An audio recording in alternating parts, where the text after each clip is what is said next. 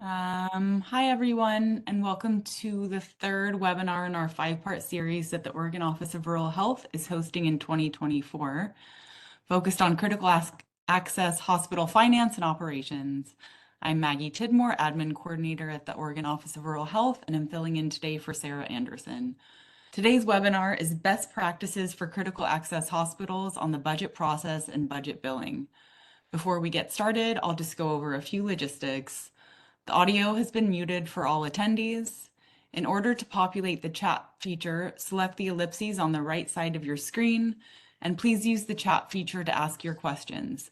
We will be monitoring the chat for questions and ask them of our presenter. You may also raise your hand by clicking the hand icon at the bottom of the screen. We will then ask you to unmute so you can ask your question live. The presentation slides and recordings will be posted shortly after the session on ORH's website at the link on this slide. You can find that link in the chat to the right. As I just mentioned, this is the third in our series of 5 webinars that we are hosting with a focus on critical access hospital finance and operations in 2024. The recordings and slides of this and all of our previous webinars from last year's series are also posted on the ORH website. With that, I am pleased to introduce our speakers for today.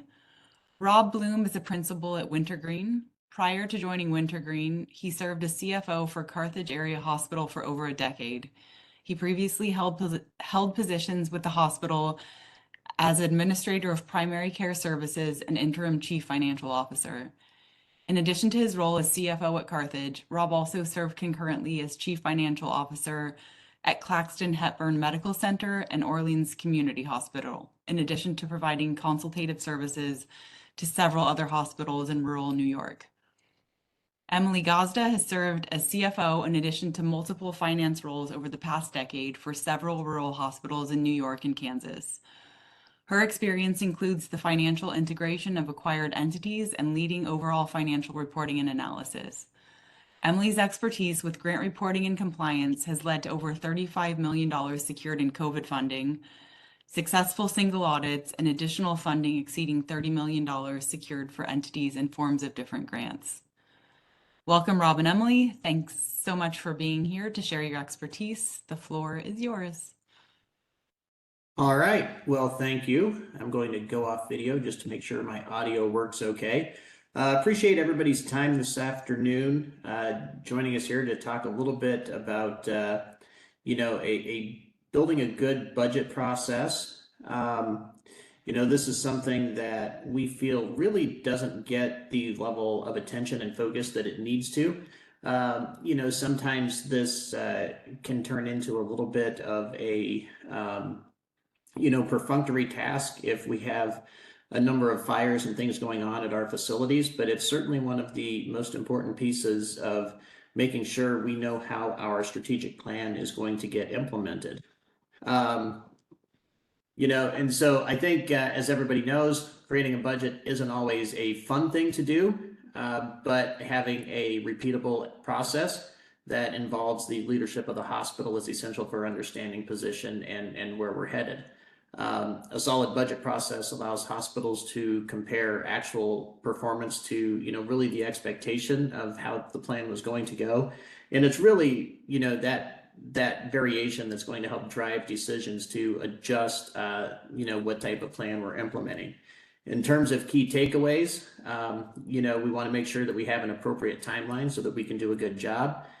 Make sure we have all of the elements identified to include in the process.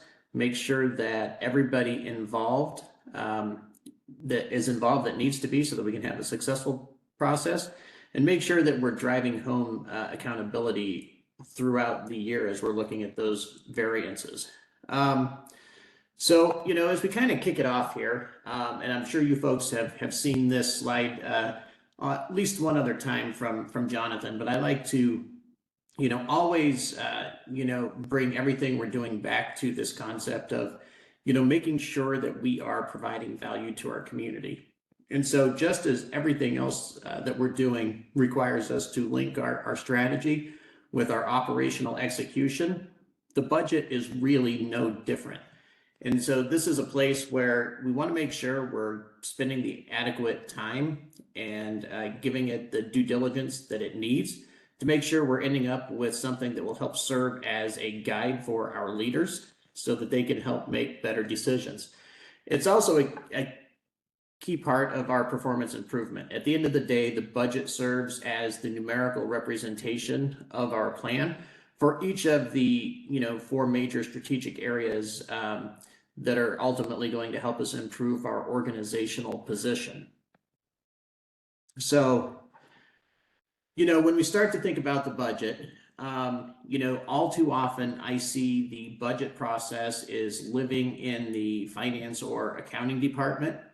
And the lion's share of the work is actually getting performed based on the work that is being completed in the accounting department. Maybe there's a little bit of interaction with department heads talking about, what their expectations are for the next year. But what we really want to do is make sure that the entire leadership of the organization is involved in the budget process, and that anything we are doing in our budget that is a change from our historical trend has a fairly solid plan to bring about the operationalization of those changes that we're forecasting in our budget. And that's kind of, one of the things that I think doesn't happen often enough is that the budget really isn't based upon the organization's strategic plan, and therefore it doesn't help us to, really analyze variation. One of the other important things, and most organizations do this, but it's to measure execution. And so the overarching goal of our monthly budget variance analysis is to measure the execution of our strategic plan and drive those corrective actions where we're seeing failure. It is absolutely not to provide an explanation for negative variances. And that's something that, I have found throughout my career is all too often the way people are looking at those variances is it seems like, the goal is really to explain the variance rather than to understand the variance and develop a plan to handle and manage the variance. So, that's one of the most important things I think I've seen that, oftentimes doesn't end up happening. Execution. So as I mentioned earlier, expected change from prior results can only be driven by an executable plan. And so I always really, push CFOs and controllers to not put any changes in the budget that they have not been made aware of an executable plan for. Otherwise, all that's going to happen is they're going to walk into the, meetings every month just explaining a variance that should have been expected. In terms of common failures, the things that I've encountered is zero-based budgeting without an intent to change. And so I'll define that just a little bit. When I talk about zero-based budgeting, what I'm really talking about is that intent to at least bring, maybe the budget is sitting in a negative position or showing a negative operating outcome for the upcoming fiscal period. And so what I've seen happen before is, somebody says, what, we're gonna make some improvements in our revenue cycle, and we'll surely collect another 3% overall. Or what, we think we can manage staffing better than we historically have, so we're gonna reduce our labor spend. But at the end of the day, that doesn't set us up in a position to actually execute those changes. Another thing that I've seen is statistical changes without an actual plan for growth. I was at a hospital working through a strategic plan where the CEO, he would walk into the room and say, well, if we can just see 2 more patients a day at every one of our clinic locations, that's going to solve our problem. Which, while not necessarily untrue in that setting, the fact of the matter was that they did not have a plan as to how they were going to get those additional patient visits every day. And therefore, it didn't really change the trajectory of the organization. Another one that I have seen is an adjustment to discounts and allowances to make the budget work. So, we just, shave a few percentage points on that, and all of a sudden the budget looks like it's okay. The challenge is, again, unless there is some expectation driving that, whether it's a major change in a third-party contract or, again, some known revenue cycle correction that that is well underway, that's something that we don't want to do. And the other thing that I've encountered on a number of occasions is pressure from the board, or in some cases, the C-suite, to make the budget look good. I've sat in boardrooms where there were board members that would just say, we can't have a negative budget. That's a plan to fail, so we can't have that. And while I don't completely disagree with the concept of that, the reality is if all we do is change some numbers in a spreadsheet, we still don't have a plan. Therefore, perhaps the budget was an accurate picture of what we should expect. So, the goal here is make sure that we are developing a budget based on executable operational plans that are linked back to our strategic plan. All right. With that, I am going to turn the presentation over to my coworker, Emily. So in talking a bit more detail about the budget process, I think it's important to just be aware that, a good budget process, to Rob's point, isn't just an explanation at the end of the month of variances and why something's negative or why it's a positive. It's really a tool that can be used in larger manners. So we really want to use it as a springboard. So accountability, bring this to your operations. It really should be something that can be used to define our success and failure towards our organizational goals. Funding, there's a lot of grant funding out there and they're all different. So it might not be that your budget is completely set and ready to hand over with a grant process, but you never know when it's going to springboard you towards maybe 50% of that work. While we were working through the COVID timeframe, PRF funding came through and we worked with some clients on that. And what was really sad and disappointing was that some of that funding was based off of approved budgets. So for entities that didn't have a budget, they potentially lost dollars. And I'll tell you more specifically, there was an entity that had some great growth and progress that they really expected to kick off right at the time that COVID kicked off as well. So unfortunately, all that progress was lost. So years lost towards that revenue.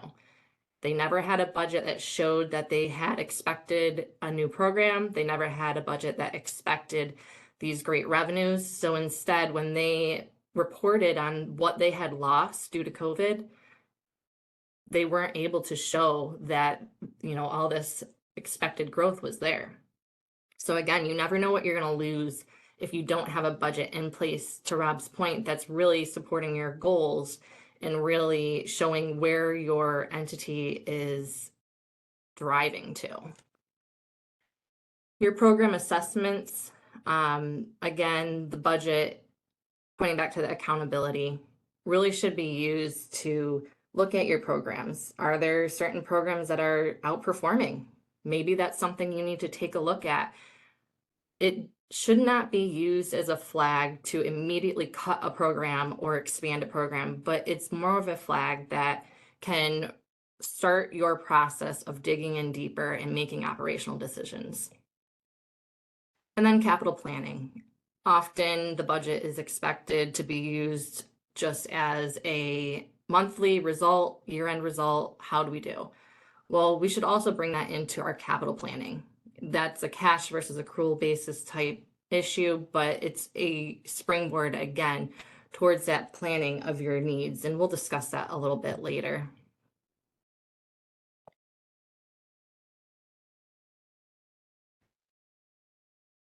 Planning a successful season for your budget. So your season is pretty long here. I would expect that a successful season would result that your first month of your fiscal year should have an approved budget that you're able to show to your board. You'll be able to take the results of that first month and discuss where you're starting off your year. Are you starting off right? Are you behind? Are you ahead of where your goals are for the strategic mission? It's important in this process to both develop a timeline and communicate the expectations. So your timeline is not going to be the same for every entity, and it may change from year to year. So as your operations change, as your software changes, your timeline for your successful budget may increase or decrease. So you really need to take a look at what complex situation you have, what type of data you have coming in your integrations to really develop that timeline.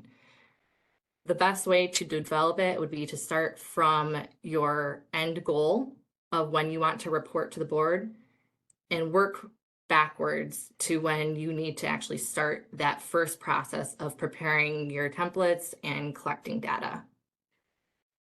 And communicate those expectations. You know, it's really scary to operations to hear you have to be a part of this budget. Finance is scary. People in finance don't even like budgets.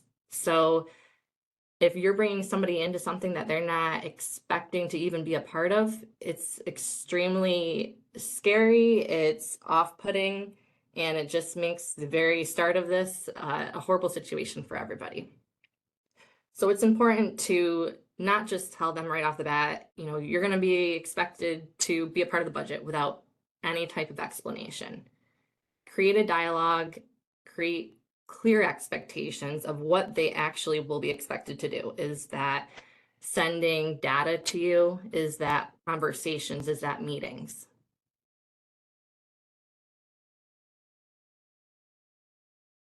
Once you get into more of the detailed preparation, you're going to be developing your templates. Often we've seen that from year to year, you may have somebody different working on your budget. And it seems in the past, I've seen everybody has their own templates they like. That's great, but it also really makes the whole process inefficient.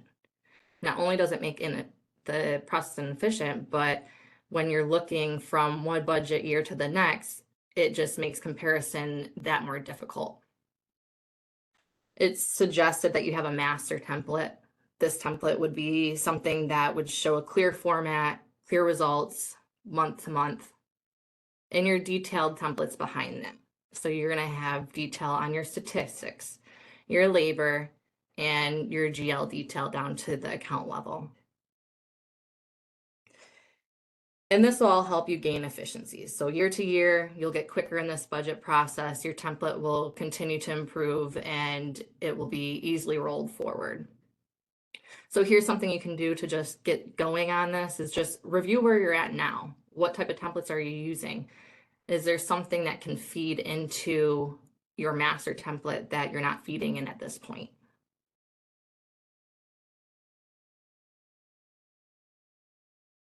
And in discussion of the templates, you need data. So a lot of people just pull in data, not understanding what they're looking at. This is also a place where it's important for your operations to be involved. Often your finance team or your FP&A team, they pull their data, they annualize it, and start working towards the budget. Well, there can be a lot of things in that data that maybe isn't able to be analyzed as easy as a divide by 8 and times by 12. You may have a program that you're going to start mid-year. You may have rent that no longer is applicable. We really probably don't want to carry expenses forward that we really don't have. And we really don't want to show revenue that maybe won't start until mid-year. So these are all things that's really important for, again, the operations team to be a part of from the very start in that dialogue. So your finance team or your FP&A team, your main budget creator, is not creating a budget carrying forward or developing data that they don't fully understand. And in that data collection, there's going to be statistics that are going to be used to develop your expenses and your revenue. It's pretty clear for most people, you know, your visits go up or your bed days go up, patient days, but a lot of people don't consider that there are your overhead departments. Your finance department, though we like to plan and expect them to stay the same and have a small team and run everything smoothly. It's really not the case.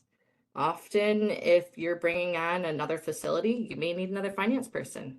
You may need a larger facilities team. Think about IT. Do you have new integrations? We all love IT, but when it breaks, it really leaves us in, a really poor situation, feeling like we're helpless.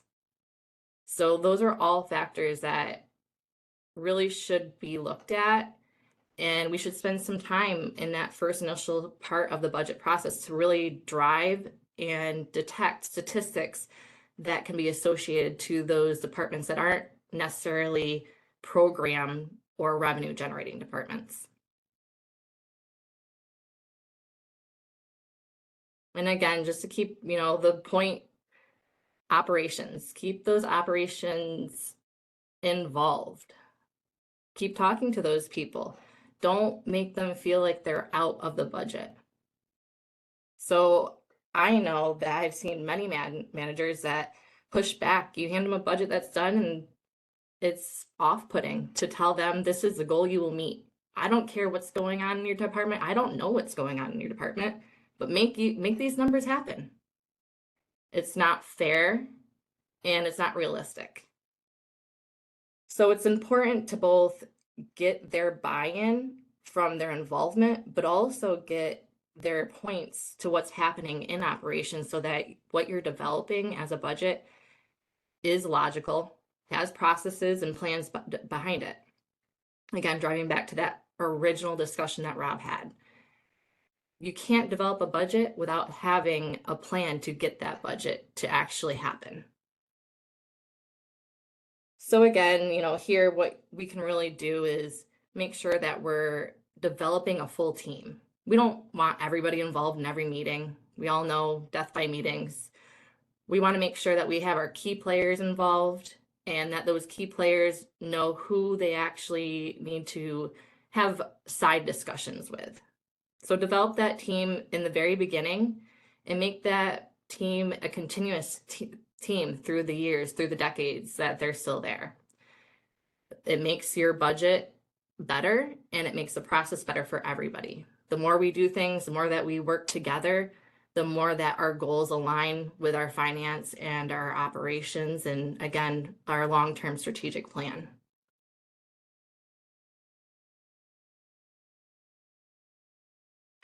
So moving towards our final steps, I like to call final, if you could see air quotes, final. We need to go towards, these final adjustments.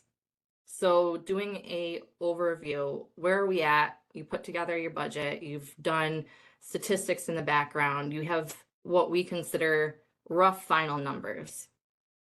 So at this time, we really want to take a look at the variances from what our prior performance was or the prior year budget and the proposed budget.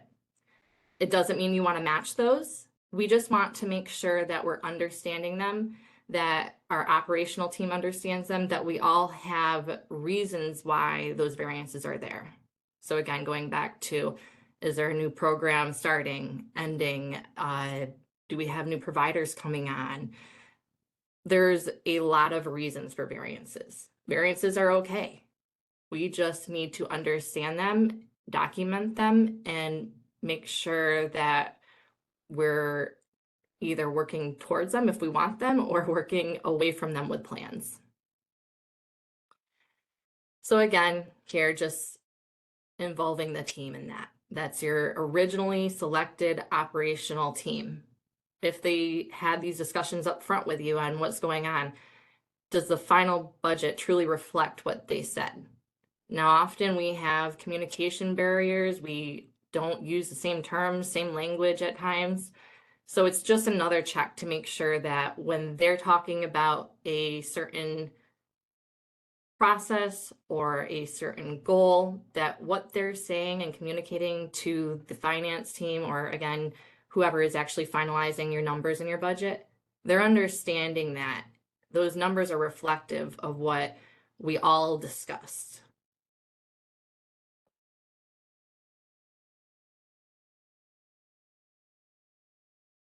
Here, sorry, I missed the.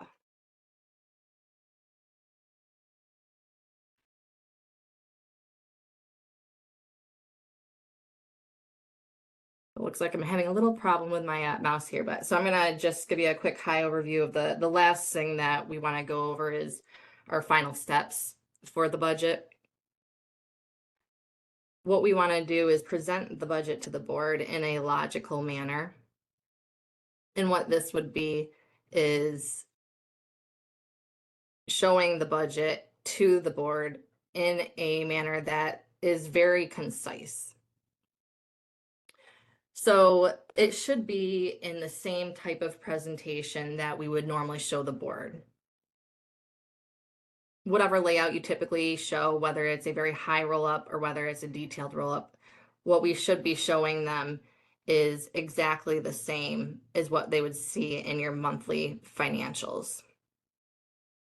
Remember that your board is consisted of people that, again, like your operations team is not always finance. And they also don't need to know the detail. Your board is there to see that your organization is successful, that you're moving towards your goals, and that you're making those steps to get to those goals in that time frame, whether it's short or long. Really, what you want to develop is a strong narrative or a map. So I consider this almost thinking of a road map. Everybody has a different destination. You may have a short road, you may have a long road. And in these months to months in your budget, those variances that you identify or that you go through may just be shortcuts. They may be that you're getting off your standard path, and your budget is there to actually present to you in your journey to your final goal. Where are you at? Do you need to develop a new plan? Is there a detour? Is there a roadblock? These are all things that are supposed to just keep you on track. In your budget presentation, they should be communicated to your board in that method. Show them the numbers, tell them how you're going to get there, what's your process. Let them know there may be times that maybe we're not going to show a strong revenue gain, but that's expected. Sometimes it takes some expense up front to get to a strong goal at the end.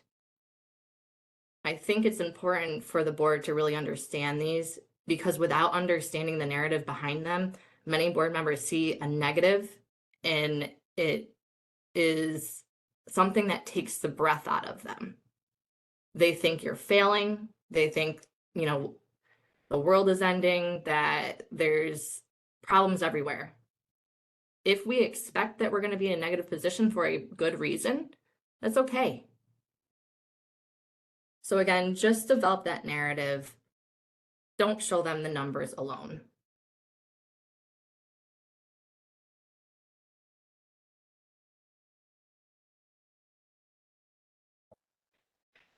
So something that a lot of entities really don't think about is the capital planning that goes along with a budget. We're talking in finance, it's the difference between cash planning often and accrual. So people are focused on your accrual, your results to your board, and we tend to forget about the capital planning. And what this really does is it leaves a lot of companies in the position where you have crumbling buildings and no action, no plan for repair. And what you end up with is a lot of debt, a lot of interest. And it's, not the best plan. So know your plant. Again, keep your operations team close to you in this process. They know the plant better than finance. They know what's breaking. They know what they have to repair. That, that leaky AC, that, the Wi-Fi that goes out in a building. Your operations team knows the things that are the oddities that they keep fixing, that are, one repair away from not being able to be fixed again. So understand that. It is important to point out here that this truly is not just a recommendation, but it is a standard. So it's something that we should all be working towards. We should have a plan for at least 3 years, and that should be maintained and updated.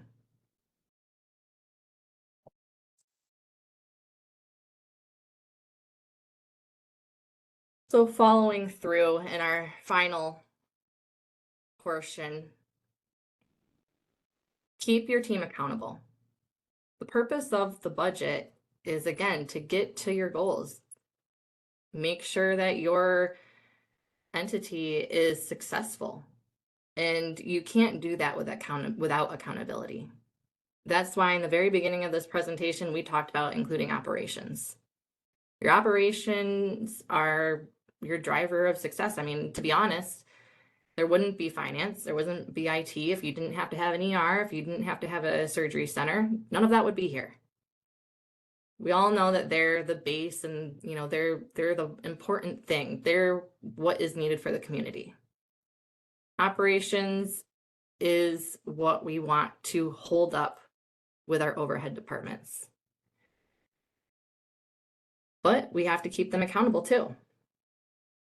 And the only way that they're going to want to be accountable is if they're involved in the plan. And again, that's only fair. So to do this, we need to make sure that they're involved in the final stages of this budget. So month to month, are they explaining why they're not hitting what they said that they would hit for goals, whether that be expenses or revenue? Again, sometimes that's okay. Sometimes there's things out of our control, but we need to understand. And if there's something that we have to do, a new process, a detour, so to say, to get to that destination because the road just wasn't going how we expected, that's okay. But without that input and without that feedback from those departments, you'll never get there. You will keep going down that long road until you get to the dead end forever. It's really important that we keep everybody on check. Make sure that we're not only getting the explanations, but that we're putting new processes in if we have to, that we're changing our strategic plan if we have to, and develop check marks. So I see very often that there's great processes expected to be put in, but maybe it never actually gets implemented. Maybe it gets implemented, but a month later, we just decide we don't like to do that process anymore. And I think that that's a common thing that we all see. There's a lot of history in our organizations, and often, though there's history, there's a lot of change, and some people don't like it. Some people, it's just difficult, and that's human nature. But we still need to make sure that that human nature isn't causing failure on our organization and on our community. So again, making sure that we have a process to develop those triggers for explanation. Cause your operations team to feedback the explanation. If there's issues, develop a new process, develop an action plan, and follow through, make sure the action plan is working. Now, these explanations and these action plans, they're all different. It may be something simple that you only need to check in on once a month, maybe that you need to check on every week. Those are all things that are going to have to be looked at and decided on a case-by-case basis, depending on the organization and the type of variance that you're seeing.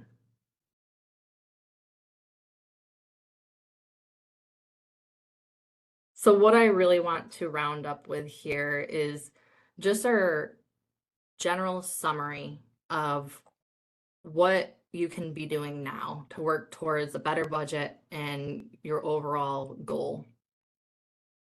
So if we go back to the very beginning of this presentation, make sure that you have your strategic plan in place in front of you. Look at it.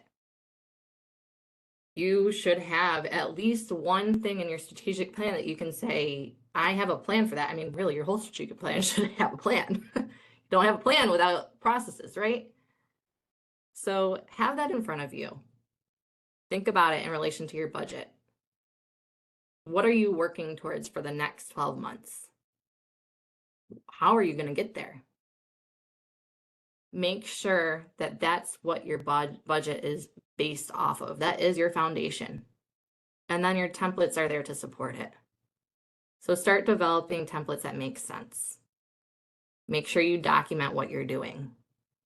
These all should be things that if you're going back 4 months from now, that you understand what you did, you understand why you did it. You can understand how you estimated out your revenue and your expenses. So a lot of this is spending your time up front. Develop your team. Make sure they understand what their place is in this whole role. It shouldn't be a surprise. We don't want to make it any more difficult than it has to be. We want to work together for our mission. And then again, at the very end, develop a process.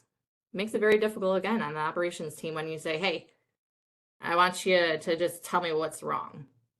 Well, is there a process for them to document that? Is there a process for you to track what they're documenting went wrong, or what the process is going to be in the future to make sure that they're moving towards your mission and your goals, that we're not going to continue having these detours away from our mission? So these are all things that you can start now. You're likely not necessarily right in your budget process today. I think a lot of us, are looking towards this presentation to help develop the future. But you can start thinking about these things now. You don't have to be in your budget process to develop some of these teams or to develop some of these linked statistics. These are all things that you can do today. So with that, I want to give some time to the group if there's any questions to ask in the chat box. Again, I hope this is something that, even though budgets are not fun for everybody, that it's something that helped. If you want to ever just chat about it, if you want to just say, yeah, budget's rough, we're here for you, I'm happy to talk about it. Thank you.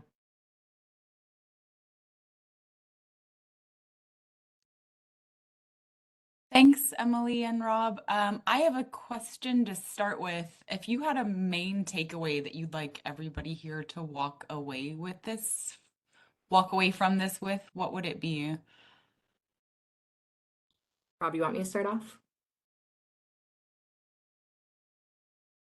I'll start off. So I'd say the operational portion. I think that finances always looked as the budget planner, and without operations, you'll never be successful. So I'd say that's a huge takeaway, though, I can't deny that there's a lot of other large takeaways within this, and I'm sure Rob has probably one to add, but I think that's a huge portion to this, your operations and your plan. Yeah, thanks, Emily. And sorry, folks, it took me a minute because while Emily had control, I could not unmute myself. So I would say, yeah, I think Emily's right on. The biggest piece is to make sure operations is involved. But the important piece, on the finance side of the house is to make sure we have a good conversation and approach to get them involved. A lot of times what I end up seeing is spreadsheets emailed to nursing managers that says, hey, fill in these cells. And that's really not the goal. We should be, helping them write the narrative, and what we're really doing is putting numbers to that narrative. So we need to be thinking about, what their skill sets are relative to ours, and not expecting them to think and function in the same way.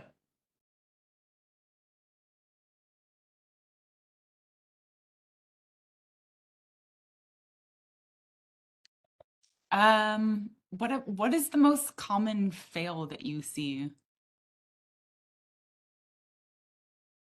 I think the most common failure that I see is people just attempting to explain away variances without really digging into them, really understanding what's driving them. The goal becomes just to provide an answer and try to move on, as opposed to using it as, a strategic tool to really stress or to diagnose how we're performing.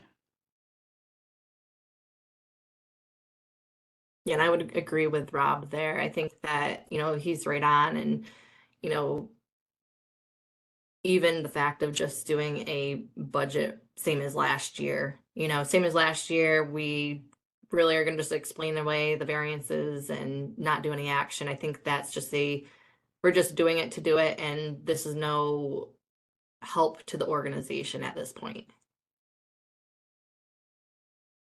I have a question for you guys. I'm wondering if you can tell us a story. Tell us a little success story about maybe things were going badly, the people were not working correctly with their plan and their budget, but they're actually able to kind of get themselves back on track. What does that process look like? Because it seems like often things need to break down before they get better. I would say that's my entire career.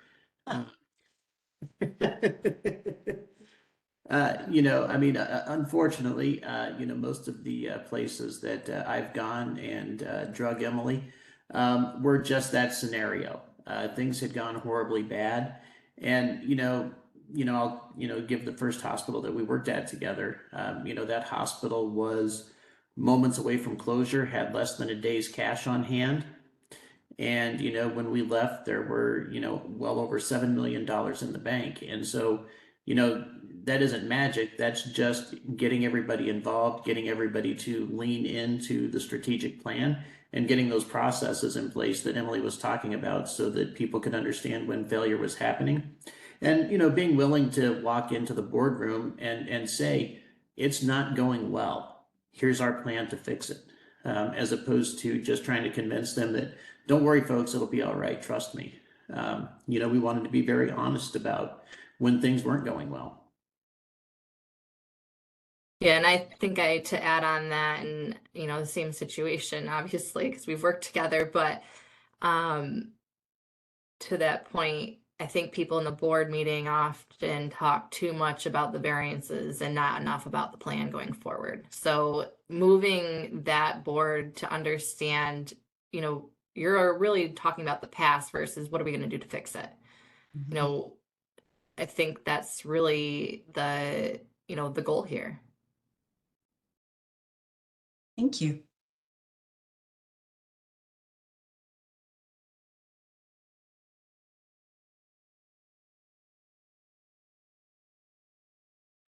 Jennifer, Yeah, can you hear me okay? we can. Sorry, I was having trouble trying to put something in the chat there, so I thought I'd just raise my hand. So thank you for doing this today. I am brand new at Critical Access Hospital, so I'm on week 3, and so I have it all down now. That was a joke. Week late. So one of the things I've been looking at is, we are a small hospital. We have 16 beds here. It looks like, everything you were saying, Rob, in the beginning about, having realistic and, having operations involved in budgets.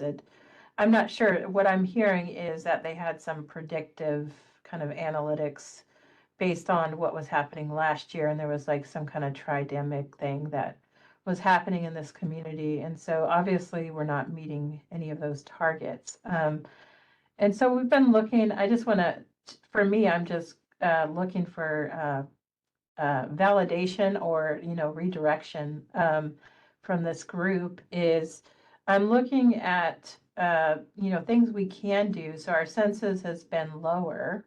But our surgeries are up, and looking at what we can do for what kind of case mix and all of that.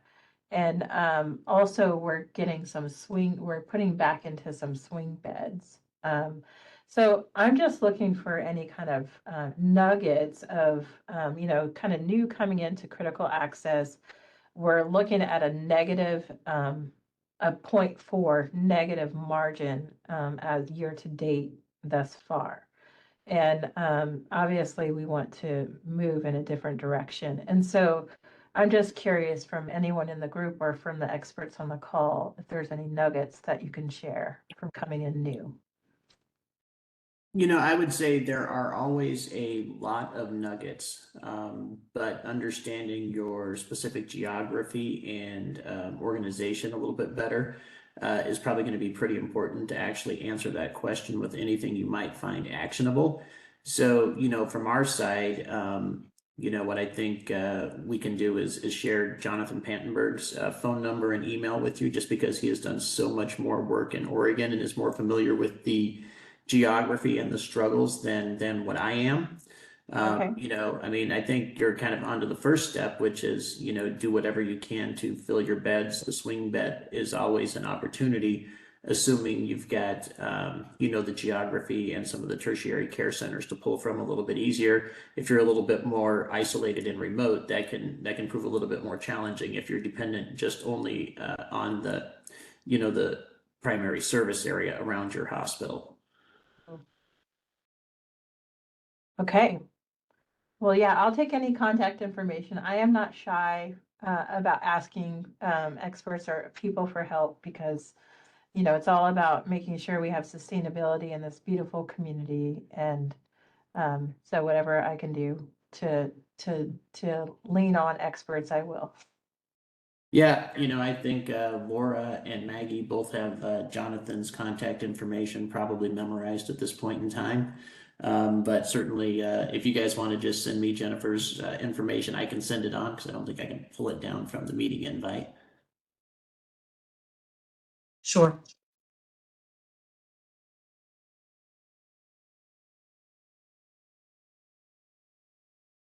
Any other Thank you questions? guys.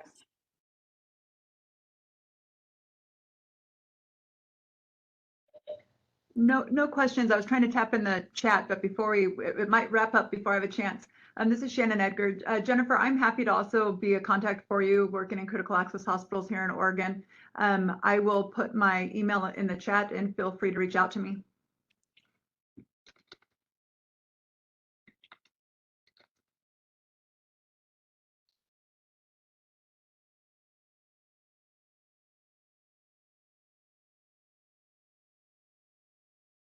Anyone else? Last thoughts or questions? Okay, Emily and Rob, thank you so much for your presentation. I'd like to just take a moment to share some upcoming opportunities with you. Next Thursday on May 23rd, we're hosting our community conversations, and this month's focus is tackling workforce challenges through recruitment and retention. Next month, June 12th and 13th, we have our first annual virtual forum on rural population health and health equity. And then finally, this October, we have the 41st annual Oregon Rural Health Conference, and registration is open for all three of those right now. So feel free to visit our website and you can sign up for anything there. Thanks so much, everyone. Yes, thank you very much. Thank you.